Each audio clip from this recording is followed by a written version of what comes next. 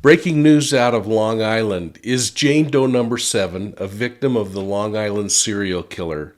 Victim number 7 has now been identified, and I'm going to tell you why Rex Heuermann should be looked into in this particular murder. So let's see how geography and criminal behavior might tie these cases together.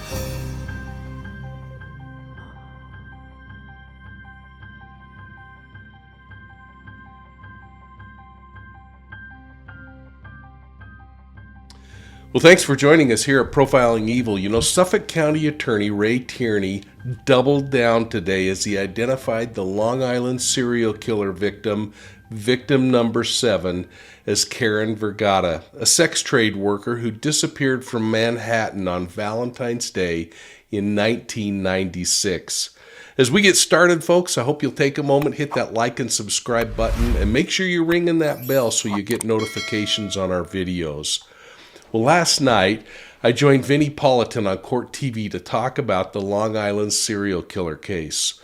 Our discussion was centering on whether Rex Heuermann, if he's found guilty of being the serial killer in Gilgo Beach, if he might be responsible for more victims, even beyond the borders of Long Island. Vinnie wondered how this guy stayed under the radar for so long, and I offered this response. And Mike King, Profiling Evil is the name of the podcast. When you talk about serial killers, we're obviously talking about evil. He's an alleged serial killer. I understand that. But to me, you know, living this life. I mean, see, Matt Johnson was on his porch today. And life has to go on for his family. So he had that life.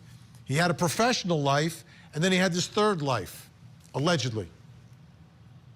Yeah, I mean, we break it into buckets, don't we, Vinny? We've talked about it before, this idea that there's this public life that looks at the architect and all the things that he's doing to help his customers. Then there's this private side of a person's life. Maybe the person that sees that private side is the spouse, who kind of sees them make some faux pas here and there. Maybe the ugly side appears once in a while.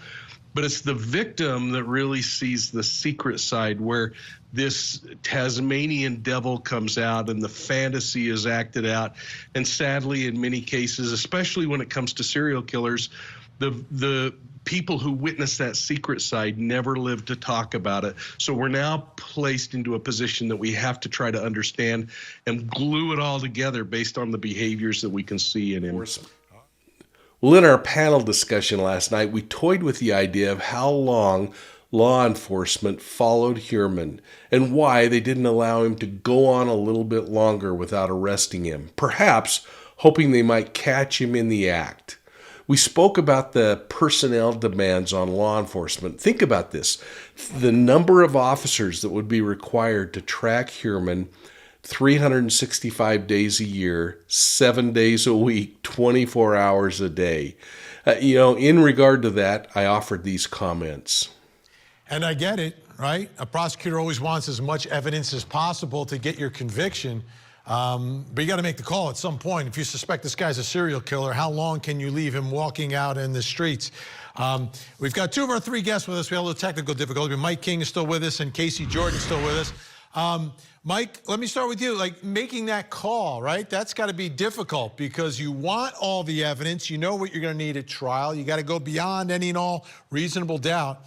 But on the other hand, if you think the guy's a serial killer, you don't want to let him, slip away. You're exactly right, Vinny. And you got to take into account the fact that they had close to a year where they were watching this guy and getting a good sense of how he acts, where he goes. Not any different than a hunter would get close to the game they're pursuing and understand when they go to certain places. The thing that I keep thinking about is the fact that 3 of the victims in the Long Island serial killer string were 11 blocks from his office. 1 train stop down by Rockefeller Plaza there. So it was so close. And I think after watching him that long, they realized that maybe they're not going to get him to trip up in front of him. But man, once they get the DNA and other things, I think they've got enough to move forward. And frankly, you got to get them off the street so they don't slip through your fingers and commit a homicide, which would be just horrible. Yeah, and Dr. Casey Jordan, that's the other part of this, right? We don't know if there are other victims out there.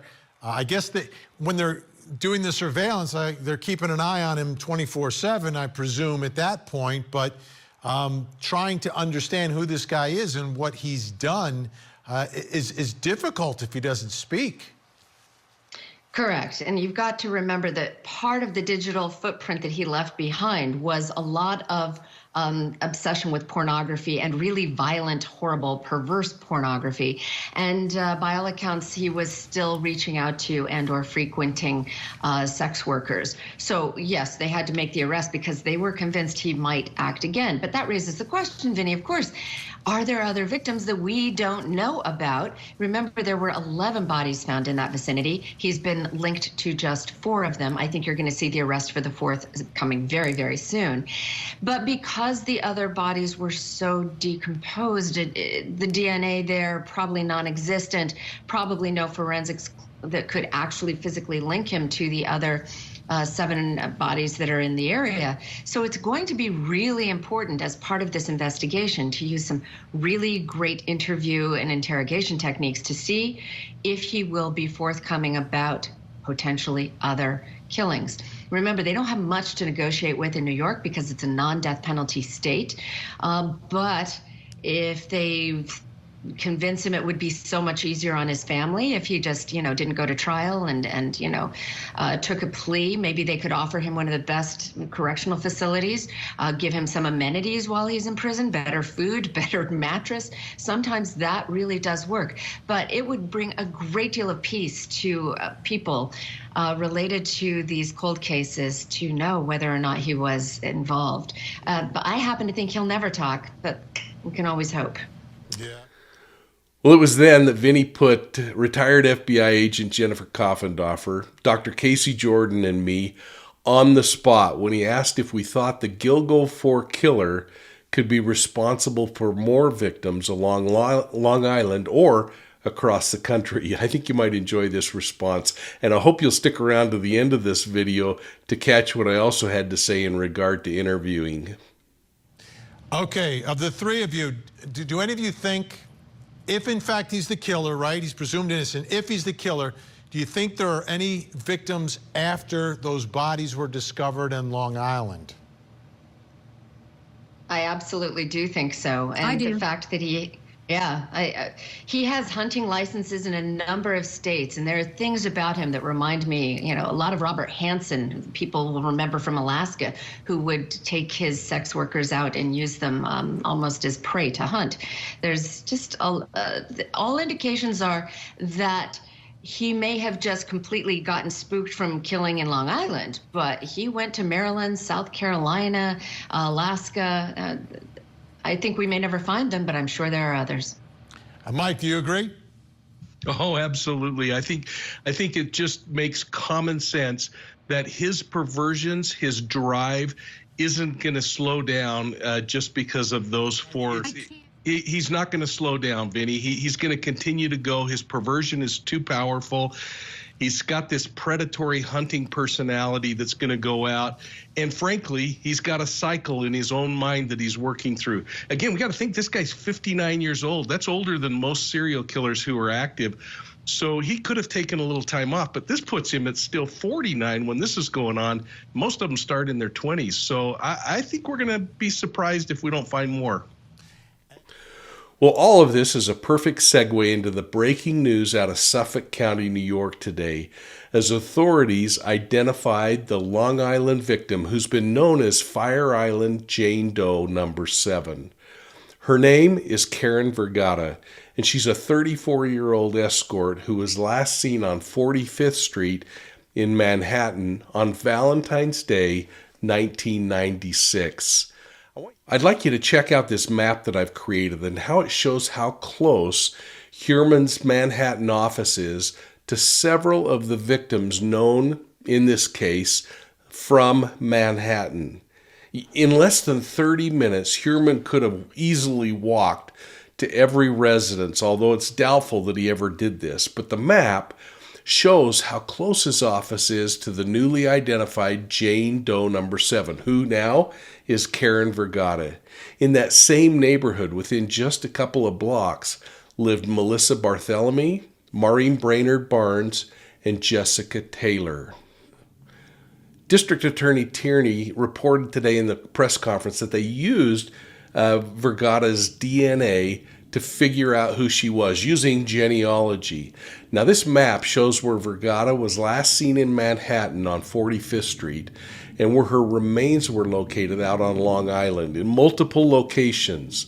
The district attorney isn't linking Heuermann to Vergata's death at this point, but he didn't comment on any other potential suspects either, and I find that really interesting.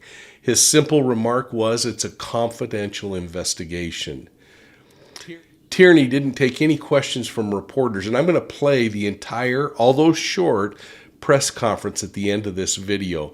But I thought it would be interesting to plot out the most probable route from Vergata's last known location, past Rex Heuermann's residence, and out to the location where the body parts were recovered. And you can see on this map that some of the remains were alongside of a road, while others would have had to have been displaced by either natural causes, something like tidal influence, water moving, or by a boat. And you all have had comments about boats.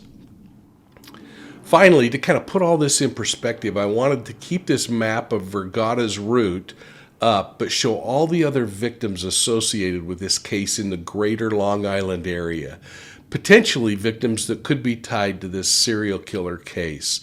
Now, I'm going to be really interested to see what the task force has up their sleeves going forward, because remember, the investigators asked the court just yesterday to require Heuermann to provide another DNA test.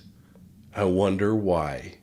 You know, this is also changing my opinion a little bit about whether Heuermann could have been responsible for that previous group of victims where the bodies were mutilated and these later victims where they were simply stuffed in burlap sacks and thrown off to the side. Was it a case of this offender becoming disorganized, or was he becoming so arrogant that he figured he could get away with it anyway? And please go back and watch my previous videos where I explore that in a little more detail.